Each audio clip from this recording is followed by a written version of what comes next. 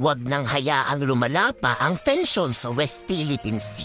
Dahil pag tumindi ang bakbakan, hindi lang China at Pilipinas ang maglalaban, kundi China, Amerika at Pilipinas sa digmaan. At inaasahang madadagdagan pa yan. Dahil kasi yan sa kasunduang Mutual Defense Treaty. Ayon sa tagapagsalita ng China, hindi kakayanin ng buong mundo kung Pilipinas at kalyado mga bansa laban sa China at sa kalyado rin itong mga bansa. Matinding disaster ang mangyayari na ni minsan ay hindi magugustuhan ng bawat isang tao. It is undeniable that a severe conflict or confrontation between China and the US will be an unbearable disaster for the world. China and the US have different systems and are different in many other ways. However, this should not keep the two sides from seeking common ground and common interests to grow bilateral ties and deepen cooperation. Nagbala rin si AFP Chief Romeo Brunner na dapat saradong madaling panahon ay maresolba na ang gulo. Kasalukuyan na raw nag-uusap ang Foreign Ministry ng China at Department of Foreign Affairs na hindi na lumala ang tensyon at intindi na lang ang hindi pagkakaunawaan ng China at Pilipinas. So, that's why we're worried na baka mag-escalate pa ito. Sana hindi na. If we, sabi nila, they practice restraint, hindi totoo yun. Tayo ang nagpa-practice ng restraint. Kasi ang utos natin sa ating mga sailors, let's practice maximum tolerance. Iwas-iwas na lang tayo, iwas-iwas para hindi bumangga. At hindi rin nahahayaan ng Amerika magkaroon ng giyera kontra sa China.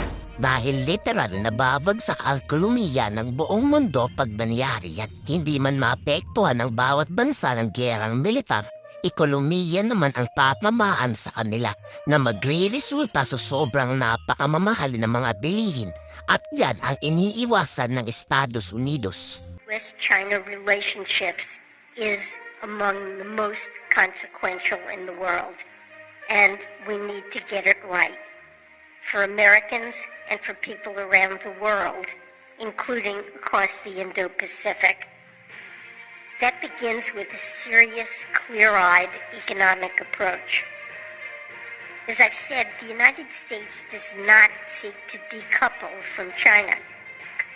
A full separation of our economies, or an approach in which countries, including those in the Indo-Pacific, are forced to take sides, would have significant negative global repercussions.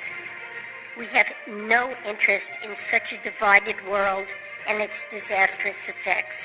Paborin naman si Professor Renato De Castro na pantayos na laban sa China. Pero dapat higit pa rin ng Pilipinas ang karapatan nito sa ating sariling karagatan at huwag hayaan ang China tungkol dito. China is China, ika nga. Alam naman natin na sinungaling talaga yung mga yan. Importanteng silbi ho niyan, kumbaga hinubangan ho natin ang China sa harap ng mundo ho.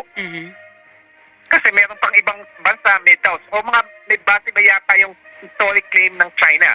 Pero pinabulaan ho natin, walang legal, walang historic claim. So talagang hubadudo ng China. Talagang dapat natin i-convince ang mundo, ang issue to, hindi lang issue ng Pilipinas at ng China, issue to of upholding the maritime order. At talagang huwag hayaan ng lumala pa ang sitwasyon. Pero paano iiwasan ang hindi paglala nito kung China ang gumagawa ng paraan para magkagulo sa dagat? Paano kaya iyon sa tingin nyo? I-komento sa baba ang iyong saloobin.